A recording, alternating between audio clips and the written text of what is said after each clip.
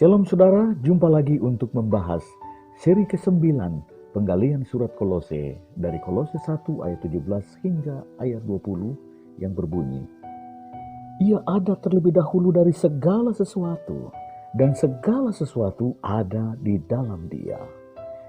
Ialah kepala tubuh, yaitu jemaat. Ialah yang sulung yang pertama bangkit dari antara orang mati, sehingga Ia yang lebih utama dari segala sesuatu. Karena seluruh kepenuhan Allah berkenan diam di dalam Dia, dan oleh Dialah Ia mendamaikan segala sesuatu dengan dirinya, baik yang ada di bumi maupun yang ada di surga. Sesudah Ia mengadakan pendamaian oleh darah Kristus. Mari kita berdoa. Terima kasih ya Tuhan, berkati semua umat-Mu yang membuka hati, membuka telinga, membuka pikiran, membuka hidupnya bagi firman-Mu dalam nama Yesus. Amin. Saudara, dari pembacaan firman Tuhan ini, mari kita merenungkan dengan tema Siapa Yesus? Saudara, mengapa kita perlu mengenal Yesus dengan lebih baik dan benar? Pepatah lama mengatakan, tak kenal maka tak sayang. Biarlah melalui penelusuran ini kita semakin memperoleh informasi yang benar dan akurat tentang siapa Yesus. Dan dengan demikian kita pun semakin mencintai Yesus, meneladaninya, dan menaati firman-Nya. Bagaimana? Yang pertama, kita perlu memahami tentang keberadaan Yesus. Keberadaan Yesus.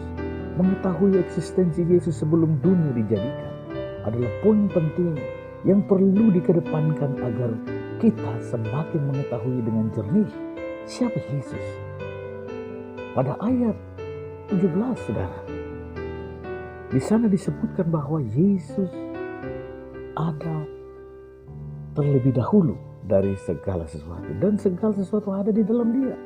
Kebenaran ini sudah langsung mematahkan anggapan dan klasifikasi keliru tentang Yesus.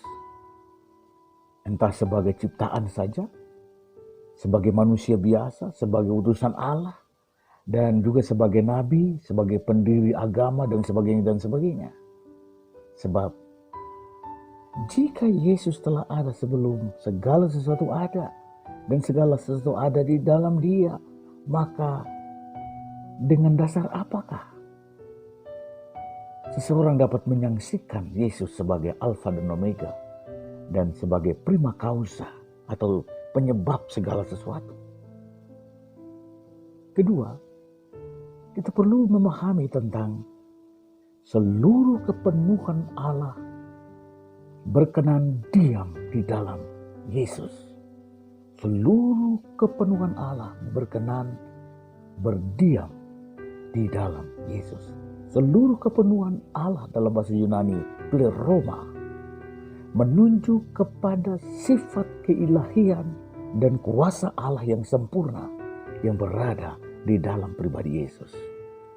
Dari segala abad dan zaman, tiada seorang manusia yang setara dengan Yesus, termasuk Musa yang dikagumi di kalangan Yahudi maupun non-Yahudi.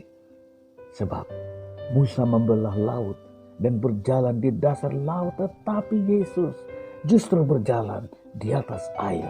Haleluya. Yang ketiga, kita perlu memahami tentang karya pendamaian Kristus. Lewat pengorbanannya, kematiannya, dan kebangkitannya, Tuhan Yesus mendamaikan manusia dan seluruh ciptaan dengan Allah. Paulus menuliskan bahwa Yesus mendamaikan segala sesuatu dengan dirinya.